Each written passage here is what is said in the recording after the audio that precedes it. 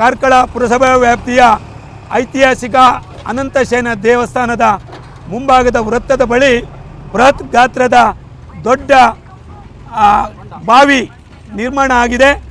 ಇದನ್ನು ನಾನು 10 ದಿವಸದ ಹಿಂದೆ ಮುಖ್ಯಾಧಿಕಾರಿ ಪುರಸಭೆ ಆಡಳಿತಕ್ಕೆ ನಾವು ತಿಳಿಸಿದ್ರು.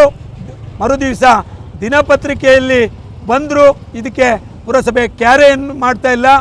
ನಾನು 10 ದಿನದ ನಂತರ ಇವತ್ತು ಸಾರ್ವಜನಿಕರ ದೃಷ್ಟಿಯಿಂದ ಮತ್ತು ಈ ಬಾರಿ ಶಾಲೆ ಪ್ರಾರಂಭ ಆದ್ದರಿಂದ ಶೈಕ್ಷಣಿಕ ವರ್ಷದ ವಿದ್ಯಾರ್ಥಿಗಳು ಇವತ್ತಿನಿಂದ ಈ ಜಾಗದಲ್ಲಿ ನಡ್ಕೊಂಡು ಹೋಗ್ತಾ ಇದ್ದಾರೆ. ಎಲ್ಲಿಯಾದರೆ ಬಸ್ಸು ಬಂತೇಳಿ ಕಾಲು ಸೈಡಿಗೆ ಹಾಕಿದರೆ ಆ ಬಾವಿಯ ಒಳಗೆ ಕಾಲು ಬಿದ್ದು ಕಬ್ಬಿಣದ ಸರಳುಗಳಿಂದ ಕಾಲಿನ ಮೂಳೆ ಮುರಿತವಾಗ್ತದೆ. ಇದನ್ನು ಮನಗಂಡು ಸಾರ್ವಜನಿಕರ ದೃಷ್ಟಿಯಿಂದ ನಾನು ಪುರಸಭೆಗೆ ಮತ್ತೊಮ್ಮೆ ವಿನಂತಿಯನ್ನು ಮಾಡ್ತೇನೆ. ನಾನು ಮುಖ್ಯಾಧಿಕಾರಿಯವರಿಗೆ ಫೋನ್ ಮೂಲಕ ಹೇಳಿದ್ದೇನೆ, ಪ್ರತಿಭಟನೆಯಲ್ಲಿ ಕೂತ್ಕೊಳ್ತೇವೆ, ನಮ್ಮ ಮನವಿಯನ್ನು ನೀವು ಸ್ವೀಕರಿಸಬೇಕಂತ ಹೇಳಿದ್ದೇವೆ. ಇಷ್ಟರ ತನಕ ಯಾವುದೇ ಒಬ್ಬ ಅಧಿಕಾರಿ ವರ್ಗದವರು ಇಲ್ಲಿಗೆ ಬರಲಿಲ್ಲ ಅಂತ ಹೇಳಿದರೆ ನಾಚಿಕೆ ಆಗ್ತಾಯಿದೆ ಅವರಿಗೆ. ಪುರಸಭೆಯ ಆಡಳಿತ ಇಲ್ಲ. ಆಡಳಿತ ಅಧಿಕಾರಿಯಾಗಿ ಕುಂದಾಪುರ ಅಸಿಸ್ಟೆಂಟ್ ಕಮಿಷನರ್ಗೆ ಈ ಮೂಲಕ ಮೇಲನ್ನು ಕೂಡ ಮಾಡಿದ್ದೇವೆ.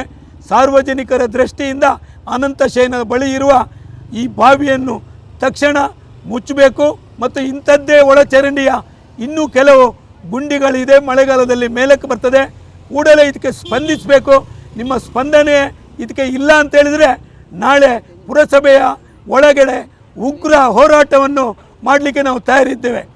ಸೊಳ್ಳೆ ಉತ್ಪತ್ತಿ ಆಗ್ತಾ ಇದೆ. ಯಾಕೆ ಇದ್ದರೆ ಆ ಬಾವಿಯ ಒಳಗೆ ಕೊಳೆತ ನಾದುವ ನೀರು ಸೊಳ್ಳೆ ಉತ್ಪಾದನಾ ಕೇಂದ್ರವಾಗಿ ಕೂಡ ಇದೆ. ಇದನ್ನು ಇಷ್ಟರ ತನಕ ಪುರಸಭೆಯ ಆಡಳಿತ ಮುಖ್ಯಾಧಿಕಾರಿಯವರು, ಇಂಜಿನಿಯರ್ಗಳು ಮತ್ತು ಹೆಲ್ತ್ ಇನ್ಸ್ಪೆಕ್ಟರ್ಗಳು ಯಾರೂ ಇದಕ್ಕೆ ಗಮನ ಹರಿಸುತ್ತಿಲ್ಲ. ಮತ್ತೊಂದು ವಿಶೇಷ ಅಂತ ಹೇಳಿದರೆ ಈ ಭಾಗದ ಚರಂಡಿಯ ಮಣ್ಣು ತೆಗೆದು 7 ದಿನ ಕಳೆದಿದೆ. 7 ದಿನ ಕಳೆದರೂ ಕೂಡ ತೆಗೆದು ಹಾಕಿದ ಮಣ್ಣು ಇನ್ನೂ ಸಾಗಿಸಲಿಲ್ಲ. ಅದೇ ಮಣ್ಣು ಪುನಃ ಚರಂಡಿಗೆ ಹೋಗುವ ಪರಿಸ್ಥಿತಿ ನಿರ್ಮಾಣ ಆಗಿದೆ. ಇದೆಲ್ಲ ನೋಡಿಕೊಂಡು ಕಣ್ಣು ಮುಚ್ಚಿ ಕೂತ್ಕೊಳ್ಳುವ ಜಾಯಮಾನ ನಮ್ಮ ಹತ್ರ ಇಲ್ಲ. ಸಾರ್ವಜನಿಕ ಹೋರಾಟಕ್ಕೆ ಸದಾ ನಾನು ಸಿದ್ಧವಾಗಿದ್ದೇನೆ.